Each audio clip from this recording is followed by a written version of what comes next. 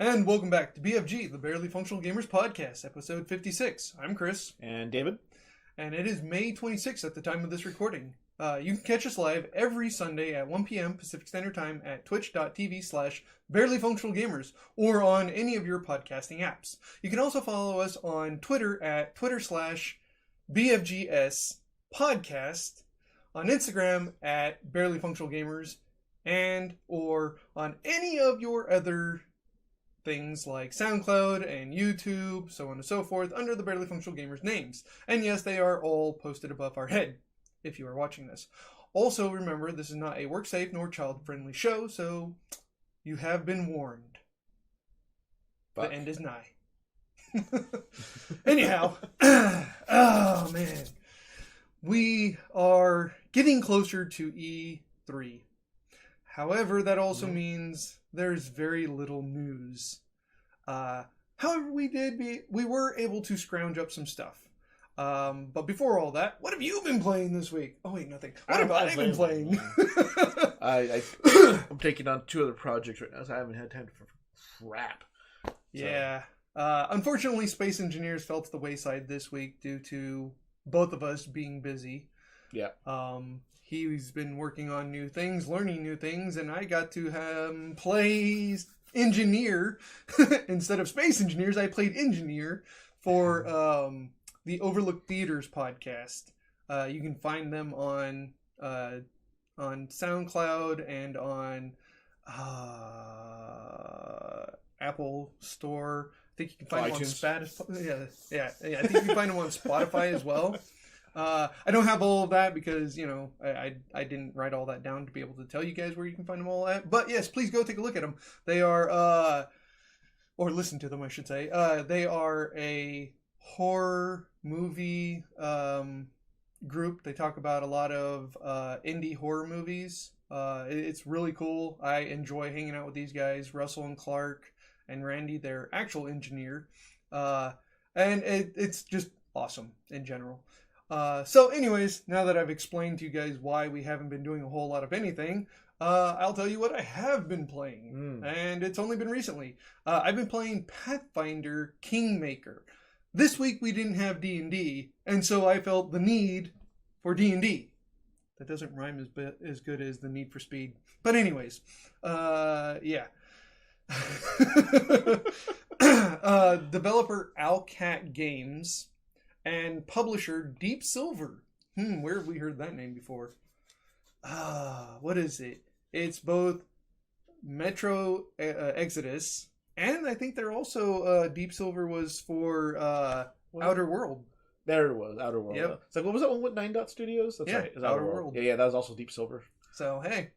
Publishing a lot of games. They're definitely looking out for us gamers. I'll say that much for sure. Anyways, Pathfinder has been a lot of fun. Pathfinder has been a lot of fun for me. I found myself getting lost in it over 7 hours yesterday. Damn. Yeah. Jesus Christ. Basically, when he left, I started playing. I was like, woo! Oh, crap, it's already 9 o'clock. What happened? It would have been just like if you went to go play D&D anyways. Well, yeah, but less time. Geez, 7 hours is less time, that's right. It is. But no, it's a lot of fun. In fact, I made my necromancer from our D&D game, Dauntless. Only thing is I can't be a lizard man in this game. That sucks. So, I took a familiar, a lizard. Which gave me an AC bonus.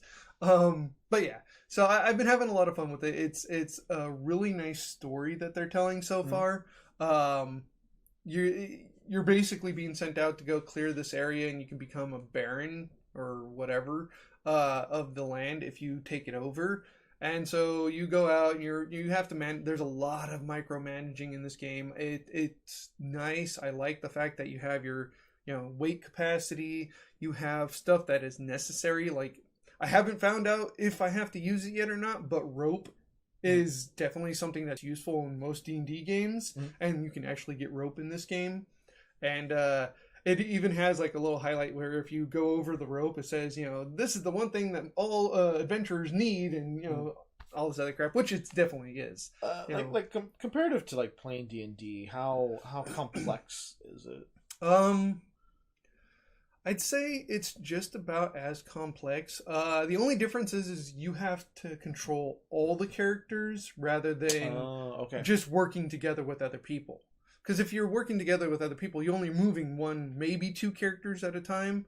Whereas in this game, you're moving everybody. So you get a pause button, which is nice. I like the fact that you can actually pause the game. It doesn't make you go any faster or any slower. It just allows you time to think about what you're going to do and where you're going to put your characters. Because is it like a turn-based or was it? It is turn-based. So it's basically like in D&D. You roll your dice for your initiative and you add your bonuses to it. And you have a counter above your head that tells you what your initiative is. And it changes each time. Okay. But you get the bonuses added to it. So, sometimes my caster will go like right away and I'll be able to cast a spell and hit them with it. Or he may go a little bit later in the fight. I've died several times due to the fact that I was casting a spell and somebody ran up to me and went and killed me. So how's like the tutorial for this? Like for me that I don't really play D&D, how easy do you think it would be for me to get started in this game? Well, the tutorial it explains a lot of the normal stuff like moving, how to access your inventory, things of that nature. But there are descriptions on all the items. Mm-hmm. So if you're very aware of the situation, you look at all the items, you look at what you're doing, it tells you if you can use the weapon or not. I think the hardest part would probably be the creating your character, because you have to know what affects what. So there will be, if say for you playing the game for the first time, you'd probably spend a lot of your time just going through all the abilities and what modifies to that, so like your strength modifier affects what kind of weapons you can use, or not weapons you can use, but how what weapons you can use, but also it affects the use of the weapon, how good it's going to be. And how clear is that in the menus when you're creating a character? Not very clear, to be honest. At least not that I know of, but then again, I didn't go searching for that information. Yeah, because you already knew. I already knew, yeah. But I know, okay, so for example, if you're choosing a skill, or not a skill, but in Avenger Conquer King, it's called skill, or, anyways, it doesn't matter. It's a feat in this game. Okay. And so in choosing your feat, especially if you're going to be a fighter, you have to have a certain strength to be able to do these feats. And it will tell you, you don't have the requirements for this. Yeah. So there is that. And I don't know, I think it tells you that it gives you the strength you need for it. Do you know, is there at least like a manual in the game somewhere that you can like go and research and look up all this stuff? Yeah, I haven't looked. Because I know like D&D, there's like a fatty rule book. Or something, right? You got a rule book. You got your character creation book. You've got a player's hand guide, all that kind of shit. So I hope that information is available in game, because it sounds like you're not told what it is you can do until you try to do it. And like, oh no, you don't have the right stats for that. But the good thing is you're doing that all in the character creation point. Yeah. So you're not. But that's what I'm saying. Like the character creation point, like it's not going to tell you, here are the things that you can and can't do. No, it does. It tells you. So, for example, if you choose, because you choose your stats first, then you go in and you're like, okay, well, what are the stats? It tells you, if you highlight it, it tells you what the stats do. Then you go in and choose your feats, and your feats will say, you don't have enough of this point to be able to get this feat. Okay. And you can go back and edit it and whatever. But it also has, for like each class you choose to play, it shows you a thumbs up for the feat or a thumbs down for the feat if it's not useful or if it's really useful to you. So there are those things too. Okay. There's a really good range of different classes as well. Yeah. Like there's the class that's a Magus, which in Pathfinder it's different than D&D. But in Pathfinder, the Magus is it's a caster, but they use weapons as well. Oh, okay. Yeah, so they can use like a sword or a scimitar. Whereas in D&D, usually it's just like a mage. You can have a spell sword, but that's a little bit different. Yeah, I've enjoyed playing the wizard so far, which you can, in the wizard one, you get, I forget what it's called. It's like a Thracius or something like that. Basically, they allow you to have a class of casting that you prefer, and it gives you extra bonuses to it. So like I chose necromancy, so I can cast 2, even though I only had 3 slots for spells, it allotted me 2 more slots for a necromantic spell because that's my favorite class. And so yeah, that gives me a lot more power with the necromancy spells, so on and so forth. Real quick, just for those that are watching the video, is that a lizard familiar? Is that what that is? That's in the video? No, I don't think that's a lizard familiar. I think the person is playing a ranger, and they chose the animal that they get as a lizard, I believe, because the lizard familiar for me was really small. Oh, it was like an actual lizard. Yeah, but I don't know. It may actually grow larger over time. Okay, because you only total it was like 7 hours playing this game. Yeah, I've only got about 7 hours worth in this game so far. But it's a lot of fun. They definitely tell a good story. It allows you to do things like my character's lawful evil, as he is in the D&D game that we're playing in Axe. Yeah. So you get the ability to choose in the conversations if you want to do a lawful evil thing. Yeah. And if you do like a chaotic good thing or whatever, it actually will slowly change your alignment back and forth. So you can start off with a certain alignment and then kind of go back and forth between it. Sometimes they don't give you the option for the lawful evil or a specific alignment. Yeah. But for the most part, it doesn't change just like that. You know, I've done like 4 or 5 things that are lawful evil, and then I did a chaotic evil thing, and I was still lawful evil. Yeah. It just kind of moves you a little bit. So I've been having a lot of fun with this game. The spells are cool. The ability to get items are cool. Yeah.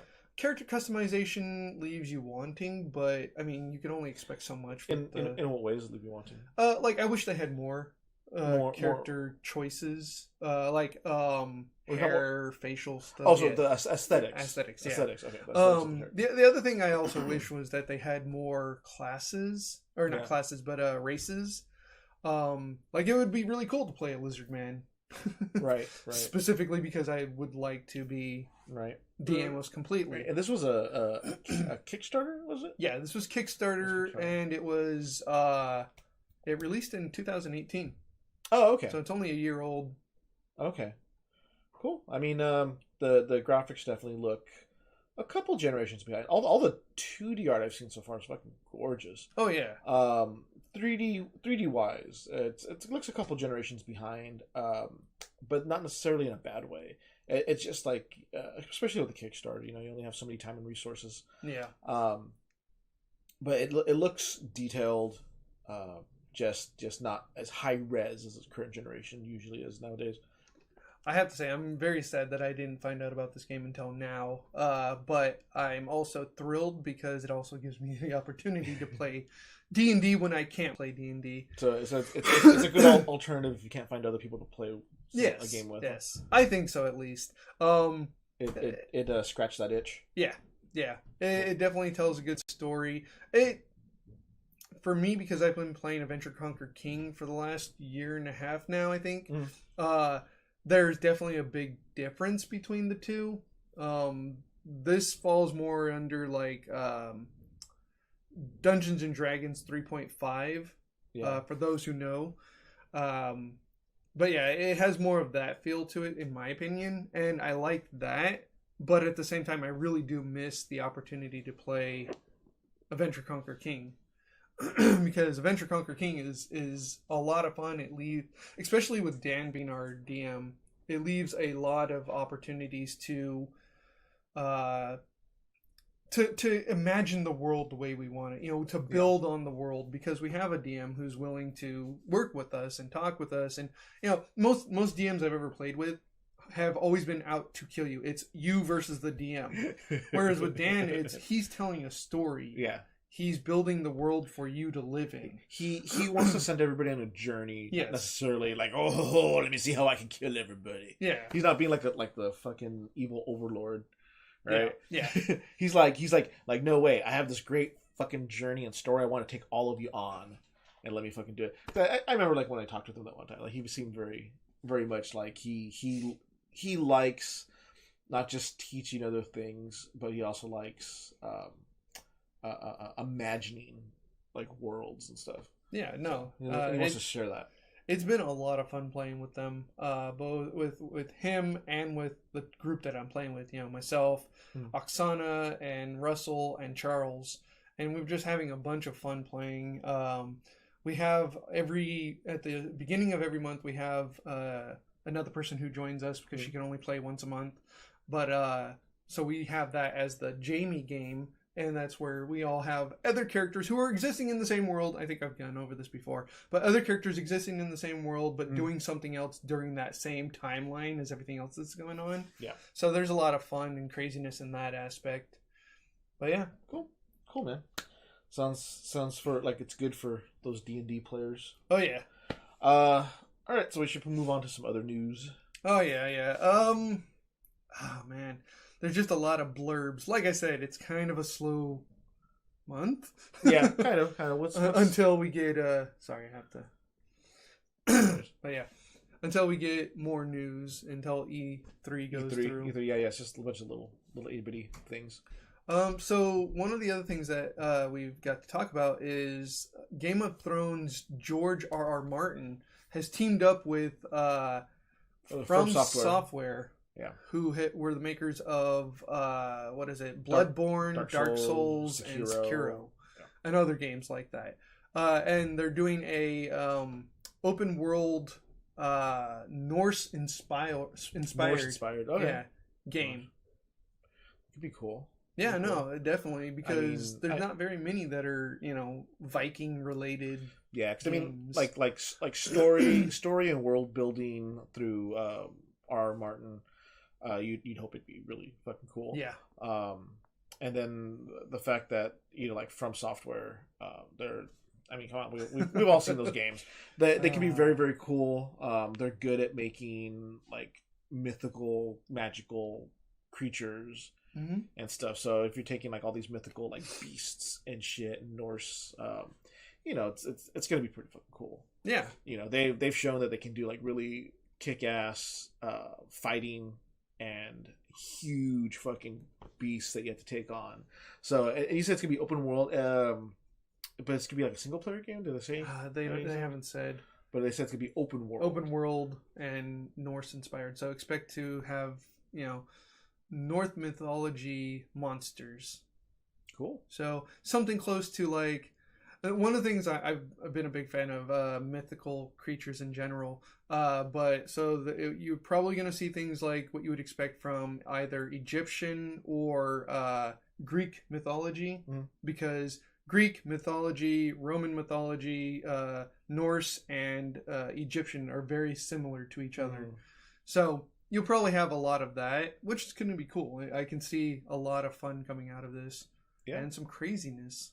Yeah, and then, like I said, From Software, at least like with the little bit of time that I played with Sekiro, they're very good at making like systems where you can upgrade and grow and just be more and more badass as you go on. So yeah, that's gonna be interesting to see what they do with like a Norse mythology. Yeah, and hopefully this will give a running fight against God of War.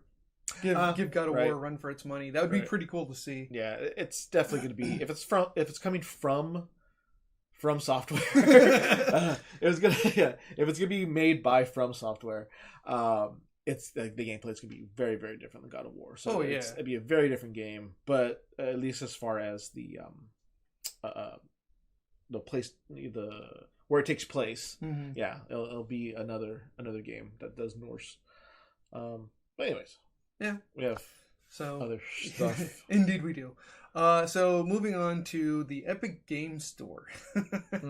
Epic is back in the news again. This time it's buying too many games at once can lead to possibility of your account being locked down. I'm pretty sure most of you have already heard about this story. But with the sale going on, they found a new bug of your account getting locked down. They say it's due to, some people have said it's due to aggressive fraud policies. Thank you. Which makes sense. Yeah. It makes sense. Especially, I mean, it's amateur hour when it comes to being a platform for games and stuff. They don't know what they're doing yet. They're new. Yeah. They're new at this. And they probably, I think it's like is this like the first like big mega sale they've done? Yeah, no, this is their first sale. Yeah, so they've never been, the first time you do anything, run into trouble. They're going to run into trouble. Yeah, so it's just like, oh, hey, oh shit, people are buying a lot of games. Oh shit, we weren't ready for this. Oh, we didn't test this part. Oh my god. Yeah. Yeah. I'll say this, you guys probably should have thought this through a little bit, but... I mean, in all honesty, they don't have a huge library of games yet on there. They don't. And it's just like, how many games are people buying that like it's triggering freaking fraud protection? Yeah, I don't know. And I wonder, I didn't hear any details about how many. Like the people said multiple, but they didn't say how many. Well, I'm wondering if you did something similar to that, where you went and you got a bunch of the free games, if that would also cause it to happen, or if it's specifically because you're buying money. Yeah, right. I wonder if it doesn't have to do with how many games, but how much money you're spending at once. That's a possibility. Yeah. Well, I don't know. I spent over $80-something on Vampire the Masquerade when it first came up on there. But we're talking about multiple games. Maybe it was more than that. Yeah. That's what I'm saying, but obviously 80 whatever it was, $89 isn't the limit, so maybe it is something more. Who knows? Anyways, yeah, just a bit of information on that. So I guess we can move on to KOTOR, yeah. So Knights of the Old Republic, for those who might not know, I don't know many people who don't know about it, but it's an older BioWare game that was on Xbox, the original Xbox. Yeah. And, it told the story of Revan, and, it was a really good story. Well, BuzzFeed claims that they have sources that are saying that there's going to be a KOTOR trilogy coming out. Movies. Yeah, movies. And, it sounds like it could be cool. The biggest thing I'm worried about is if they're going to try to retell this tale of Revan, then I don't want to hear this. Because I was upset when EA did that shit with Knights of the Old Republic. They brought forth and made it clear that Revan was male. And it's like, okay, I feel like that's fine, because that's the story that I told myself. What I really liked about Knights of the Old Republic was the fact that it allowed the player to choose whether Revan was male or female, and that's where the story went. And it led, I think that was their strongest point, was the fact that the main character was whoever you are. You felt most attached to that person. Ooh, man, that is choppy. Felt most attached to that character because you chose to have the relationship with that character. And I think that was a great thing, and I don't think anybody, be it EA or Linda, oh gosh, I should have written down her name, the lady who's producing the movie, I don't think either of them should mess with the Revan story, because that has already been told. I think they should do a whole new story, and I would love to see something within that same world time being told. Maybe even have special appearances of like Mission and I can't think of his freaking name right now. Oh, this is gonna drive me nuts. I haven't played the game in quite a long time, so generally I hope that it just takes place at the time and that in the time of the Knights of the Old Republic, not necessarily retelling stories that we already know. Yeah, that's exactly what I feel too. Yeah. It will be nice to see that world imagined, because we've only seen it in video game form. We haven't seen it in like movie, or even for example, maybe like Clone Wars style art. Yeah. We haven't seen it in that stylization or in film, and it would be nice to see it. Right. I really would love to see that and where they go with it. Because I mean, the main movies it's the story of the Skywalkers. Yeah. So it's time to move on, especially with how all these actors are leaving the franchise and stuff. So yeah, it's time to tell more stories, and there's a lot to work with. Oh yeah, no, definitely. And Knights of the Old Republic going to a whole different time frame is definitely, I think, the way to go. Yeah. No, it'd be great. And hell, they could even tell the story of the son between Bastila and Revan, or daughter, whatever it is. In EA's Star Wars: The Old Republic, they specifically say it's a son, but that story can be easily twisted, and you can tell a whole new story of that. I would love to see that. Or you could even, and it's only because EA has said that Revan is male that I say it could be the child of, or it could be the child of Revan. It doesn't have to be specific. It could be the child of Revan, and just do a whole new story from there. I would love to see that. Yeah. Well, anyways, so that's something to look forward to. I rambled on a little too much about that. Hopefully look forward to it. I know you're like, yeah. Oh, I have my opinions, I'm pretty sure everybody else has their opinions on that too, but yeah. Yeah. And one more last quick blurb. So GOG Galaxy. Oh yeah. So it's another platform, kind of like how Steam and Epic Game Store. But this one's all open source. They really don't care where you get your games from. So if you have games on Epic, you have games on Steam, you can all combine them into one library on GOG Galaxy. And they're working on a 2.0 update, which essentially is supposed to let you do console games. Hey, how's it going, guys? Hey, Overlook Theater. Hi. Hey, guys. So GOG, and they're going to let you take console games and Epic Store and Steam. They don't really care where you get your games from. You can also buy games from them, but really it's one place for you to put everything. It's like I said, it's open source, so people are gonna be able to make mods and do all their own shit to it.